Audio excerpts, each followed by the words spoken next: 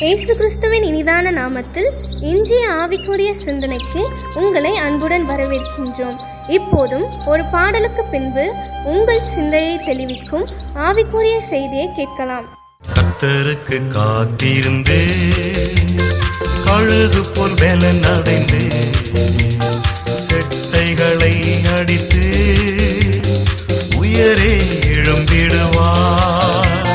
கர்த்தருக்கு காத்திருந்து கழுகு போல் பலன் அடைந்து செட்டைகளை அடித்து உயரே எழும்பிடுவார்.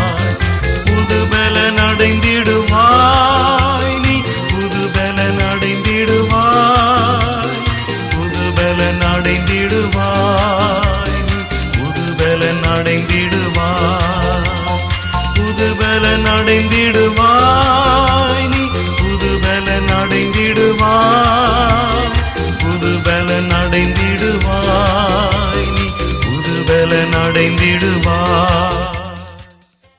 ஆண்டவர் இரட்சகருமாக இயேசுவின் இனிதான நாமத்தினால் உங்களை வாழ்த்துகிறேன். இந்த நாள் நம்முடைய ஆவிக்குரிய சிந்தனைக்காக 1 சாமுவேல் 1ஆம் அதிகாரம் 13, 14, 15 வசனங்களை நான் வாசிக்கிறேன். அன்னாள் தன் இருதயத்திலே பேசினாள், அவளுடைய உதடுகள் மாத்திரம் அசைந்தது, அவள் சத்தமோ கேட்கப்படவில்லை. ஆகையால் அவள் வெறித்திருக்கிறாள் என்று ஏலி நினைத்து அவளை நோக்கி, நீ எதுவரைக்கும் வெறித்திருப்பாய்? உன் குடியை உன்னை விட்டு விலக்கு என்றான்.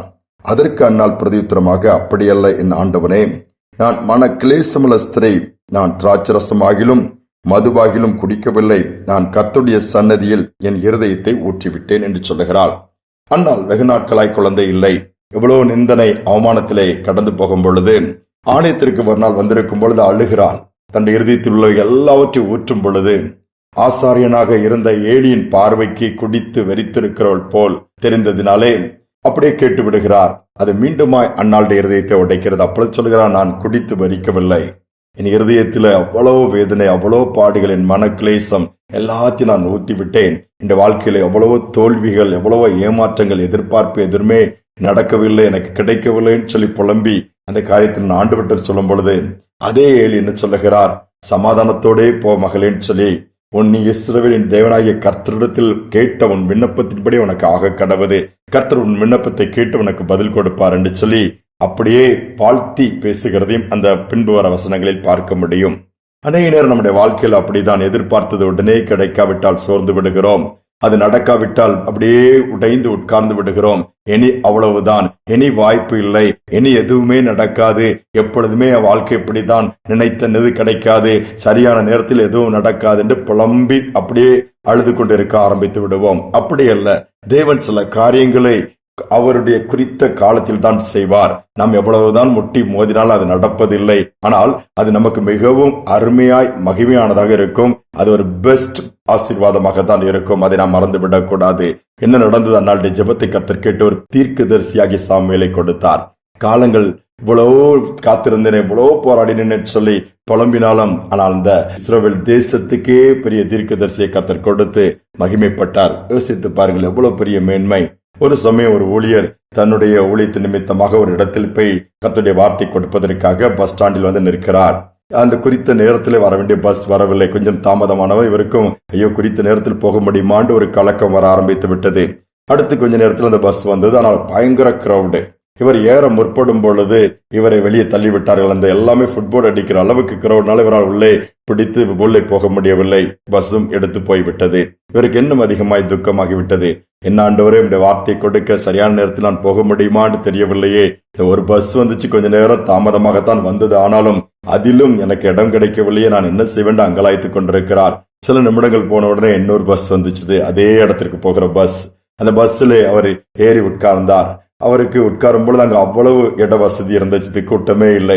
ஏறி உட்கார்ந்த உடனே போய் விடலாமா என்ன சொல்லி அவருக்கு ஒரு எண்ணம், ஒரு கலக்கம் இருந்தது. ஆனால் நடந்தது என்ன?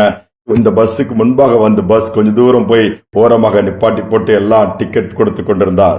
அவ்வளவு கிரௌட். ஆனால் இந்த பஸ் அதையும் ஓவர்டேக் பண்ணி குறித்த நேரத்திற்கு முன்பாகவே இவர் செல்ல வேண்டிய இடத்தை போய் சேர்ந்து விட்டாராம். பாருங்கள், எவ்வளவு அழகாய் ஆண்டவர் நடத்துகிறார். சில நேரம் நம்முடைய பார்வைக்கு அடுத்து என்ன இருக்கிறது என்பது தெரியாது. அதனாலே எதுவுமே என் வாழ்க்கைக்கு எனக்கு இல்லை என்று சொல்லி முடிவுக்கு வந்து விடாதீர்கள். இனி அவ்வளவுதான் என்று முடிவெடுத்து விடாதீர்கள். நாளைய தினத்தை நாம் அறியோமே, கர்த்தருடைய கரத்தில் அல்லவா இருக்கிறது. நீங்கள் வேண்டிக் கொள்வதற்கும் அல்லது நீங்கள் எதிர்பார்த்திருக்கிற காரியங்களுக்கும் விரும்புவதற்கும் அதிகமாய் நன்மையானதாய் மேன்மையானதை கர்த்தர் உங்களுக்கு கொடுக்க முடியுமே. அந்த நம்பிக்கையோடு கர்த்தரை நோக்கி பாருங்க. நீங்கள் உலகத்தின்படி மற்ற உலகத்தார் சொல்லுகிறபடி காரியங்களை மதிப்பிட்டு விடாதீர்கள். தேவன் தம்முடைய பிள்ளைகளுக்கு கொடுப்பது பெஸ்டாக தான் இருக்கும். அதை நிச்சயமாகவே கொடுப்பார். அதில் குறைவு இருக்காது. சமாதானமும் சந்தோஷமும் ஆண்டவருடைய ஆசீர்வாதமும் நிறைவா இருக்கும். அது நிமித்தமாய் நாம் ஆசீர்வதிக்கப்படவும் தேவனுடைய நாமம் மகிமைப்படும். சோர்ந்து போக வேண்டாம். ஜெபிப்போமா. எங்கள் அன்பின் பரலோக தகப்பனே, புதிய நாளில் கொடுத்திருக்கிறீரப்பா.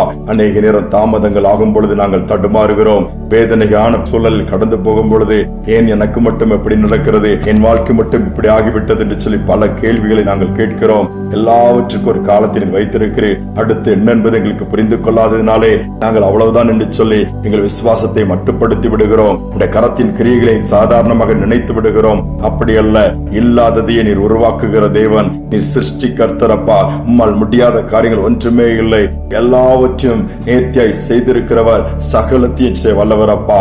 காலதாமதமானது எனக்கு கிடைக்கவில்லை, நான் ஏமாற்றப்பட்டு விட்டேன், இனி காத்திருக்க எனக்கு பலன் இல்லைன்னு சொல்கிற பிள்ளைகளை எனக்கு தைரியப்படுத்தி நாளைய தினம் உம்முடைய கரத்தில் இருக்கிறபடியினால் நலமானதை மேன்மையானதை செய்து நீர் உடைய நாமத்தை மகிமைப்படுத்துவீராக. இதை கேட்டு வாஞ்சிக்கிற பிள்ளைகளுக்கு நன்மை கொடுத்து உற்சாகப்படுத்துவீராக. தாழ்த்தி ஒப்புக் கொடுக்கிறேன். இந்த நாள் முழுவதும் கரம் இருக்கட்டும். கையின் பிரயாசங்கள் ஆசீர்வதிக்கப்படட்டும். பிரயாணங்களில் பாதுகாப்பு இருக்கட்டும். எல்லாவற்றிலும் சமூகம் உச்சலட்டும். நீரே மகிமைப்படுவீராக. துதிகனமை ஏற்றுக்கொள்ளும் இயேசுவின் நாமத்தில் பிதாவே, ஆமேன், ஆமேன். நாளைய தினம் நம்முடைய கரத்தில் இல்லை, கர்த்தருடைய கரத்தில் இருக்கிறது. நிச்சயமாகவே நமக்கு மேன்மையானதை அவர் தருவார். இந்த சிந்தனையோடு இந்த நாளை தொடருவோம். மீண்டுமாய் நாளை தினம் சந்திப்போம். நிந்தனை போராட்டத்தில் நேசர் என்னை தாங்கினார். நிந்தனை போராட்டத்தில் நேசர் என்னை தாங்கினார்.